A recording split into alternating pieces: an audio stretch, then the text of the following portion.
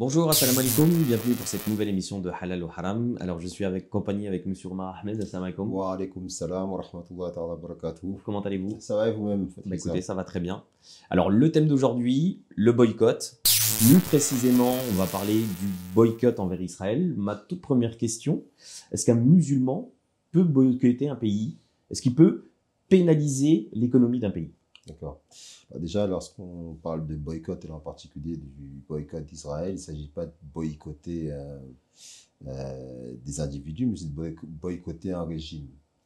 Et il y a un précédent, là, on ne va pas parler en termes de religion, on va parler en termes de ce qui s'est déjà passé dans l'histoire, boycott du régime de l'apartheid de l'Afrique du Sud, qui avait produit son effet, puisque le monde entier s'était mis d'accord pour boycotter un pays qui ne respectait pas justement les droits humains et qui pratiquait une discrimination à grande échelle par rapport à un peuple qui justement était dans son territoire. Mais justement, alors, parce que là vous venez de dire, voilà, c'est pas boycotter des individus, mais c'est boycotter un régime. Voilà. Mais indirectement, le fait de boycotter justement ce pays ou ce régime entraîne des conséquences sur des individus qui n'ont peut-être strictement rien à voir justement avec les décisions politiques du pays qui sont prises ou qui sont peut-être même contre ces décisions politiques.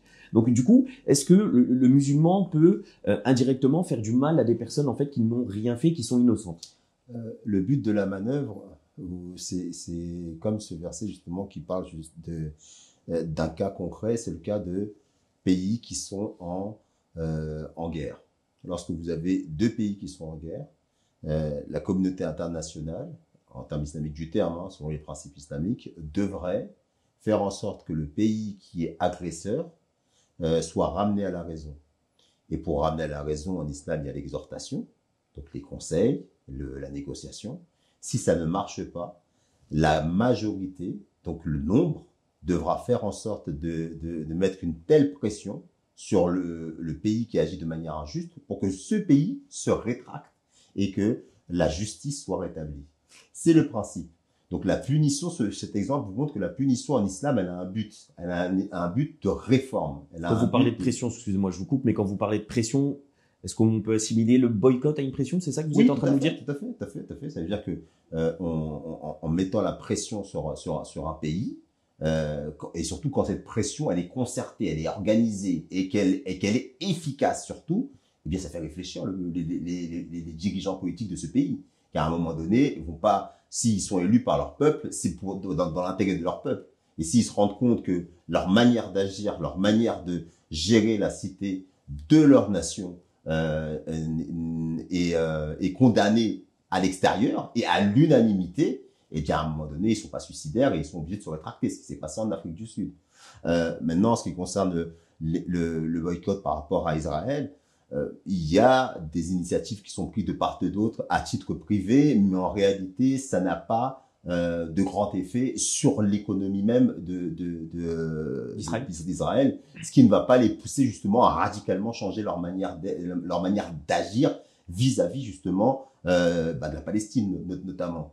S'il devait y avoir un boycott efficace par rapport à Israël, c'est les pays musulmans qui auraient dû être les plus en avant, parce que les pays musulmans ont des relations justement avec Israël, et au nom justement de l'injustice que subissent les Palestiniens, il aurait été de bon ton de leur part de se concerter et de mettre une pression telle sur Israël, notamment en termes économiques, pour que justement ce pays recule sur la manière injuste dont elle traite ces minorités et justement le territoire de la Palestine. Alors donc si je résume un petit peu, juste par rapport aux questions que je vous ai posées, donc en fonction de la gravité de la problématique, de l'importance de la problématique, on est susceptible de faire une généralité et du coup de pouvoir imposer un boycott à un pays justement pour éviter que cette problématique ait lieu? Exactement, tout à fait. Encore une fois, l'exemple de l'Afrique du Sud était un bel exemple.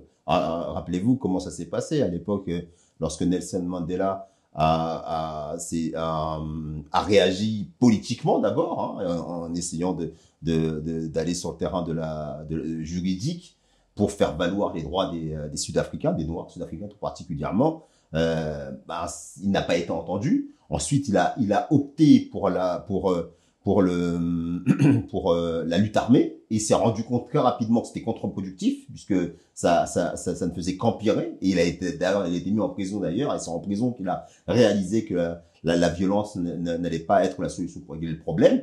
Mais qu'est-ce qu'il a, l'intelligence et surtout le courage qu'il a eu, c'est d'alerter justement l'opinion internationale sur justement l'injustice que son pays vivait. L'opinion internationale à l'époque a joué le jeu.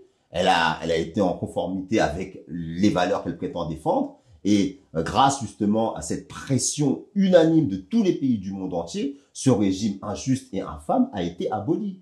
Donc aujourd'hui, là je parlais des musulmans, mais ça devrait être le cas de tous les pays du monde entier, de même que à l'époque on pointait du doigt l'apartheid en Afrique du Sud. De même, aujourd'hui, il y a des condamnations qui sont faites au niveau des instances internationales par rapport à ce qui se pratique en Israël. Et si effectivement le monde se mettait d'accord au nom justement des valeurs qui sont celles que l'humanité reconnaît pour mettre une pression sur ces injustices-là, il y aura le conflit pourrait s'arrêter. Il pourrait s'arrêter, tout à fait. L'idée, c'est pas de faire contre un peuple, mais contre un régime, contre une manière de faire qui est injuste. Oui, là, on vise bien leurs actes, en fait. On Exactement. vise pas les personnes. Alors justement, ça tombe bien, parce qu'on a vraiment l'impression que ce boycott, le fait de vouloir boycotter ce pays, de vouloir pénaliser ce pays ou mettre la pression sur ce pays, comme vous le dites, on a l'impression que ça nourrit un petit peu une haine envers les gens, en fait. Est-ce que, justement, le musulman, en faisant ce boycott, doit ne plus aimer ces gens qui sont nos frères? Est-ce que ce boycott doit s'arrêter simplement sur une partie économique, ou vous comprenez que du coup il y a cette haine qui est nourrie envers les gens de ce pays, donc Israël en l'occurrence? Non, ça n'a rien à voir avec. Déjà, il faut pas réfléchir en termes de musulmans, non musulmans. Là, on parle d'humanité. On parle de progrès qu'ont connus les hommes. Et aujourd'hui, on est dans une régression par rapport à ces progrès-là.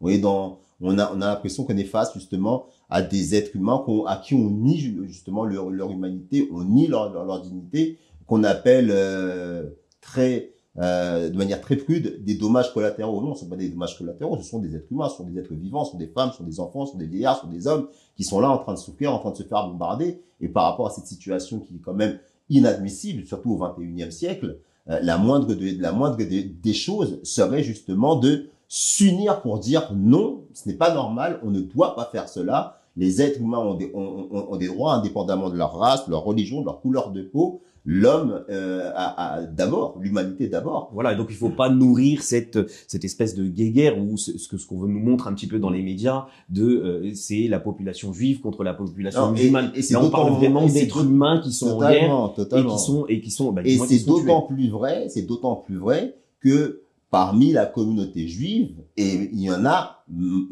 beaucoup qui sont les premiers à dénoncer ce qu'ils considèrent comme une atrocité. Ils sont nombreux à dire que ces gens-là, ce régime-là, ne les représente pas. Donc même en Israël même, c'est vraiment pas une question de clivage. Ça n'a rien à voir avec la religion. Encore une fois, on est par rapport à ce qu'est l'humanité. C'est notre humanité qui doit parler. Moi, j'ai bien aimé Edgar Morin qui est un grand écrivain.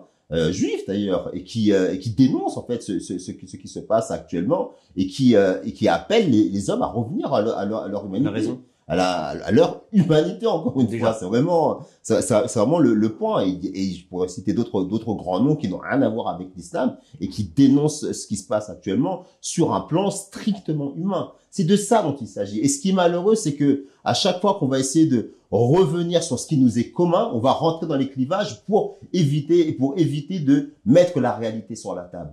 Et c'est ça qui est malheureux aujourd'hui, parce qu'encore une fois, c'est un appel à revenir à ce qui nous différencie de l'animal.